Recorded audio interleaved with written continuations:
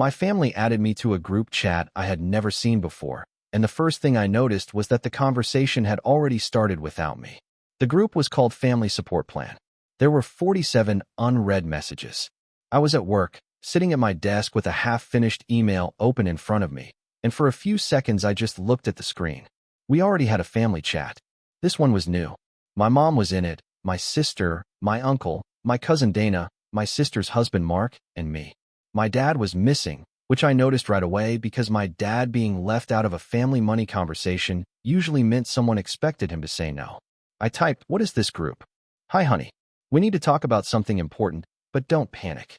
A crying emoji appeared from my sister, then disappeared almost immediately. I didn't want to do it like this. My uncle came in next. "Nobody is attacking anyone. Let's keep this calm." That was already strange because nobody had even told me what the problem was yet. Somehow the group sounded like a fight after the fight had already happened. "Can someone just tell me what this is about?" Mark finally answered. "It's about the house situation." I knew my sister and Mark had been under financial stress, but I did not know there was a house situation big enough to need a separate group chat. From the outside, they looked like normal stressed adults with a mortgage, 2 cars, and too many packages on the porch. My sister had mentioned being behind once or twice, but always in that vague way people use when they want sympathy without giving details. "Are you losing the house?" Nobody answered right away. Then my mom said, "They are not losing it if we handle this properly." That wording did not sound like an update. It sounded like they already had a plan, and I had been invited to approve my part in it. Dana added, "It's not fair to put it all on them when there are people in the family who can help." I knew what that meant. In my family, people who can help usually meant me. Because I did not have kids, I rented a small place, and I had once made the mistake of telling my mother I had an emergency fund. "What kind of help are we talking about?" My sister said, "I hate this." Mark followed with, "Same." My uncle tried to make it sound practical. "The issue is that they need to catch up quickly, and the bank isn't being flexible." That was the first clear piece of information anyone had given me, so I asked how much they were behind. "It's not just the missed payments," my mom said. "There are other things bundled into it." "How much?" Dana answered before my sister could. "Does the exact number really matter right this second?" I almost laughed at my desk because yes, the exact number matters when a group of adults drags you into a chat about money. Yes, it matters. My sister finally sent the number. It was not a small bridge loan kind of number. It was the kind of number that meant this had been building for months while everyone pretended it was just a rough patch. "How long has this been going on?" "Please don't start judging me," my sister said. My mom jumped in right after her. "Nobody needs judgment right now. We need solutions."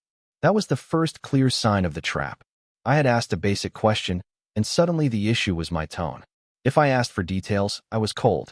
If I asked for time, I was selfish. If I said no before hearing everything, I was cruel. I'm not judging. I'm asking what happened. The answers came in pieces. Mark's hours had been cut. His truck needed repairs. There were bills they did not expect. My mom mentioned medical expenses, but when I asked whose, she said that was not the point. Dana blamed prices. My uncle said young families needed support, which was funny because he had spent years telling people to stop living beyond their means. The conversation wandered everywhere except the actual request. So I asked, "What have you already tried?" They had called the bank. They had looked into refinancing. My mom said they had reviewed family options. That phrase landed badly. "What does family options mean?" My uncle replied, "It means we look at who is able to help without destroying themselves." I asked if he was helping. He said he could contribute a little, but not enough to solve the immediate issue. Dana said she was stretched thin. My mom said she had some savings, but not enough. Mark went quiet. That told me where the conversation was going. "I'm sorry this is happening," I said, "but I still don't understand what you are asking me to do." My mom answered, "Not my sister. We were thinking maybe you could co-sign something temporary, just until they stabilize." There it was. Not help with groceries. Not a small transfer. Not covering one payment. Co-signing. I stared at the phone for a moment because co-signing is not help. Co-signing is tying your credit, your future, and your ability to make your own choices to someone else's emergency. If they cannot pay, the lender does not care that it was supposed to be temporary. Your name is on it. "No, I'm not co-signing anything." The chat changed instantly. "You didn't even ask for details," Dana said. I've been asking for details. My uncle said nobody expected me to decide that second. My sister sent one word. Wow. Mark said nothing, which annoyed me more than the messages. It was his house too, but everyone else was doing the emotional pushing for him. Then my mom called me. I declined because I was at work. She called again. I declined again and typed, I can't talk. I'm working. This is more important than work for a minute. That was when I scrolled back through the messages. I wanted to see if I had missed something, but the more I read, the worse it looked. Dana had said, yeah, that wording is better, but I could not see what wording she meant. My uncle had said, don't lead with the bank letter, even though nobody had mentioned a bank letter after I was added. My mom had said, he'll shut down if it sounds like a demand. Then I saw the message they must have forgotten to delete. Dana had sent it about 15 minutes before I was added. Before you add him, delete the part where we said he's the only realistic option, because he'll get mad if he sees that. I read it 3 times. There was no hidden meaning, no missing context that made it better. They had talked about me before adding me, decided I was the realistic option, and tried to clean the chat before bringing me in. I copied Dana's message and pasted it back into the group. Explain this. The chat went quiet. My sister answered first. That's not what it sounds like. What does it sound like? My uncle replied. This is exactly why we were trying to approach it carefully. You get defensive instead of hearing the actual problem. That told me they were not going to apologize. They were going to turn the planning into proof that I was difficult. My mom sent a longer message after that. Sweetheart, nobody was trying to trick you. We know you don't like being put on the spot, and we were trying to avoid making you feel attacked. Your sister is embarrassed enough already. Respectful would have been asking me privately before making a group chat and discussing my credit like it was already part of the solution. Dana said nobody had discussed my credit, so I sent the screenshot. The screenshot showed Dana's message and, below it, my mom's reply. I'll remove what makes it sound too decided. That was worse than the first message. Dana had warned them to delete the obvious part, and my mom had agreed, not because the plan was wrong, but because it sounded too decided. For a while, nobody replied. Then my uncle said, screenshots are unnecessary. Apparently, they are necessary. My mom called again. I declined again. Then she texted me privately. You are making me look awful. I answered, you did that part. After that, the group shifted from asking me to help to making me responsible for the damage. My uncle said I should not punish my sister because I disliked how the conversation started. Dana said I had always been sensitive about money. Mark said he did not appreciate being treated like someone who would take advantage of family. My sister sent a message that said, I'm sorry you saw it like that. Not sorry they did it. Sorry I saw it. My answer is still no on co-signing. If you want to send me the real numbers later, I'll look at whether I can help with a small one-time amount, but I'm not joining any loan. My mom answered, a small amount won't save the house. Then Mark finally wrote the sentence that made the whole thing clear. Then don't pretend you're helping. I looked at that message and realized they had never wanted help in the normal sense. They wanted the specific kind of help that put my name on the risk while letting everyone call it family support. Okay, then I'm not helping. The group started moving again, but I did not read the replies. I muted it, put my phone in my desk drawer, and went back to work with the ugly feeling that my family had turned me into the villain of a story they had written before I arrived. By the time I opened the chat again that evening, the argument had changed shape. They were no longer asking me to co-sign as much as explaining why my refusal was now the main problem. My uncle had written a long message about family responsibility, how people used to help each other, and how nobody builds a life alone. Dana had added little agreements under it, the kind that do not add new information but make a person feel outnumbered. My mom had gone quieter in the group, which usually meant she was either upset or moving the real conversation into private messages. My sister had barely said anything. That bothered me more than the noise. Earlier, she had been emotional, embarrassed, almost frantic. Now she was mostly silent while everyone else fought on her behalf, and I could not tell if she was ashamed or relieved that other people were doing the pushing. I scrolled until I found my uncle saying, we need solutions, not accusations. Then send the actual loan details. The chat paused. Mark eventually said, it's not final paperwork. If my name is supposed to go on it, I need to see it. Dana replied, you're treating them like criminals. I'm treating a loan like a loan. That should have been a normal sentence. In that chat, it landed like an insult. My mom sent me a private message. Please don't embarrass your sister in front of everyone. She is already crying. I looked at it for a few seconds because they had created the group, pulled me into it, discussed my credit in front of other relatives, and now privacy mattered only because I was asking questions. Then why did you make it a group chat? Because I thought it would help if everyone was honest. I almost typed, everyone except me, but I stopped myself because I knew she would grab the tone instead of the point. That was how arguments worked in my family. If you said the right thing sharply, the sharpness became the new crime. In the group, I asked, who knew about this before today? Nobody answered. So I asked the question they were avoiding. Did Dad know? My mom replied too fast. Your father doesn't need the stress right now. That meant either he knew enough to object, or they had kept him out because they already knew he would. My dad avoided conflict whenever he could, but he hated debt, and he hated co-signing even more. When I was 19 and wanted to finance a used car, he told me that signing your name for someone else's promise was how families turned Christmas dinners into court dates. Did Dad say no? This has nothing to do with him. My uncle jumped in. Don't drag your father into this. He's not in a position to help. I didn't ask if he could help. I asked if he knows you're asking me. That pause was longer. Then my sister called me. I let it ring because I was not going to have that conversation while standing in my kitchen angry and half hungry. A few seconds later, she sent a private message. I can't believe you're doing this in the group. I stared at that message for a moment. You brought me into the group. Because Mom said it would be better if everyone explained it together. That was the first thing she had said all day that sounded like her. Not polished. Not strategic, just tired and annoyed and accidentally honest. Did you want to ask me like this? She did not answer for a while. Meanwhile, the group kept moving. Dana said she did not understand why I was being so cold. My uncle said I would regret letting money divide the family.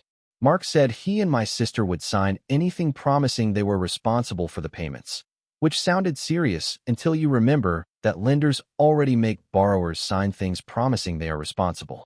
The issue was not whether they intended to pay. The issue was what happened if they could not. My sister finally replied privately, no, but I didn't know what else to do.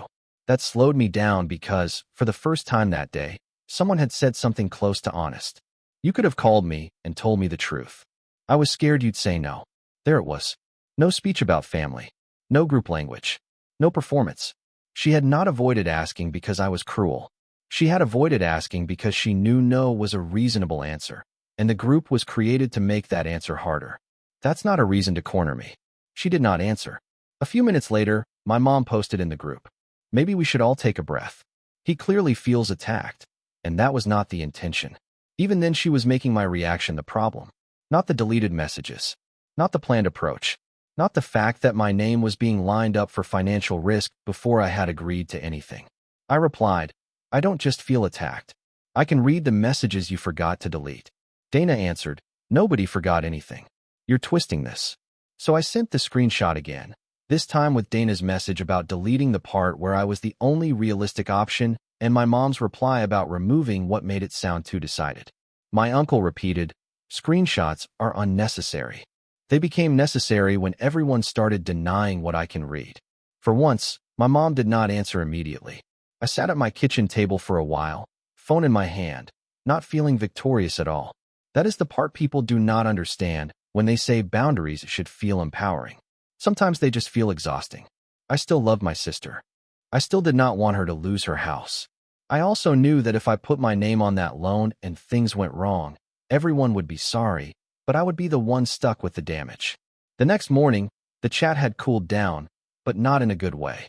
It was less emotional and more organized, like they had accepted that I was not going to fold quickly and had moved on to figuring out what to do without me. My uncle was leading most of the conversation now. He asked about timelines, lender calls, and what options were still on the table. Dana sent links to different lenders and articles about refinancing, none of which changed the fact that the terms were worse without a co-signer. Mark answered questions in short replies.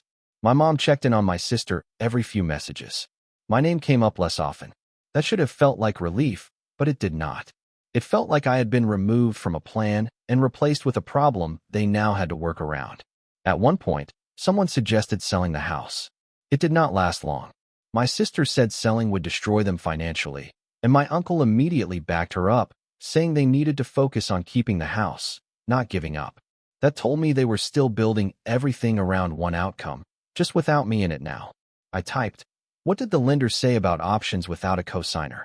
Mark replied, "It's possible, just worse terms." How much worse? Higher payment, shorter timeline, more penalties. That matched what my sister had hinted at before. Then, that's the real situation. Nobody answered that directly. Dana said, "We're still figuring it out." My uncle added, "We don't need commentary. We need solutions." I did not push it further in the group. Instead, I messaged my sister privately and asked her to send me the actual documents again because I wanted to see exactly what they were dealing with. She sent the same PDF, along with a couple of screenshots from emails with the lender. I sat down and read everything properly this time. Not on my phone, not distracted. The numbers were tight. Even if everything went perfectly, they would be stretching to keep up. If anything went wrong again, missed work, another repair, anything unexpected, they would fall behind again, and this time the consequences would be worse. I opened the group chat again.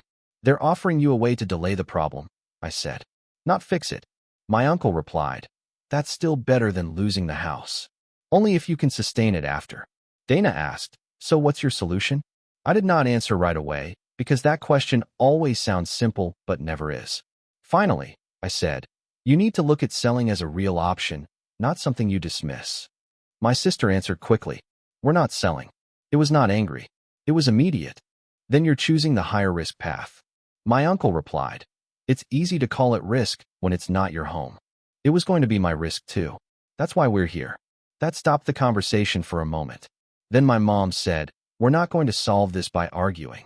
We're not solving it by pretending the numbers work either." After that, the group drifted into smaller discussions that did not really involve me. Calls to lenders, appointments, documents. The same cycle, just without the earlier pressure pointed at my chest. Around midday, my sister messaged me privately. "Are you really not helping at all?" I read that carefully because the wording mattered. I said I won't co-sign. That hasn't changed. I know, but she did not finish the sentence. "If you need something immediate, like covering a bill or buying time for a payment, I can help once. Not ongoing. Not tied to a loan." She took longer to respond this time. Okay. That was the first agreement we had reached, even if it was small. Later that afternoon, my mom called again. This time I answered. Her tone was different. Still emotional, but less controlled, less scripted. "I didn't handle that well," she said. "No, you didn't. I thought if everyone explained it, you would understand how serious it is." "I do understand. That's not the issue." "Then what is?" "The issue is that you treated it like my decision was already made. You didn't ask me. You organized around me." She was quiet. "I was trying to help your sister." "I know. But helping her doesn't mean putting me in a position where I take on all the risk." "You wouldn't be taking all of it. I'd be taking enough. Enough that if it goes wrong, it affects me for years." She did not argue with that. "I just didn't want her to lose the house," she said. "I don't want that either. But co-signing doesn't fix the problem. It moves it." There was a long pause. "We'll figure something else out," she said finally. It did not sound like a plan. It sounded like something she needed to believe. The next few days were quieter. The group chat stayed active, but it did not revolve around me anymore. My uncle coordinated calls. Dana kept sending options. Mark updated everyone when he had something concrete. My mom checked in on my sister. My sister messaged me privately once or twice with small updates. Not pressure, just information. 2 days later, she said the meeting had not gone well. The lender would move forward without a cosigner, but the terms were worse than they expected. Higher monthly payment. Less flexibility. No room for another mistake. "Are you going to take it anyway?" She did not answer right away. Then she said, "We don't really have a choice." That sentence came up a lot that week. Not always from her, sometimes from my mom or my uncle, but it was always there in the background. We don't have a choice. What it really meant was that they did not like the choices they had left. I told her to make sure she understood everything before signing. A couple of days later, she sent another message. We signed. No celebration. No relief. Just 2 words. I asked what the payments looked like, and she sent the number. It was exactly where I expected it to land. Manageable if nothing went wrong. Dangerous if anything did. You need to stay ahead of it. No late payments. I know. There was not much else to say after that. A few evenings later, my mom called again. This time the conversation stayed calm from the start. "I didn't like how that turned out," she said. Neither did I. I thought we were doing the right thing. I know, but the way you did it made it worse. She did not argue. I shouldn't have done it in a group, she admitted. No, you shouldn't have. There was a pause. I just wanted her to be okay. I know, but trying to fix it by pulling me in like that didn't solve anything. She sighed, but not in the same way as before. It sounded less like she was trying to guide the conversation and more like she was tired of it. We'll handle it from here, she said. I hope so. About a week after everything started, I opened the group chat one last time. There were a few new messages, mostly my uncle talking about long-term budgeting, Dana sending another article, and my mom asking my sister how she was feeling. It all looked normal again, in that surface-level way families return to after something uncomfortable happens. I left the group. No message. No explanation. Just left. Nobody added me back. Nobody asked why. That told me more than anything else. The group had never been about keeping me included. It had been about getting me into position. Once I stepped out of that position, there was no reason to pull me back in. The situation with the house did not magically fix itself. It turned into what it always was under the pressure and the planning. A long, careful attempt to stay ahead of something that could still go wrong. That part was not mine to carry. The next time my phone buzzed with a family message, I did not feel like I had walked into the middle of something already decided. And that was enough.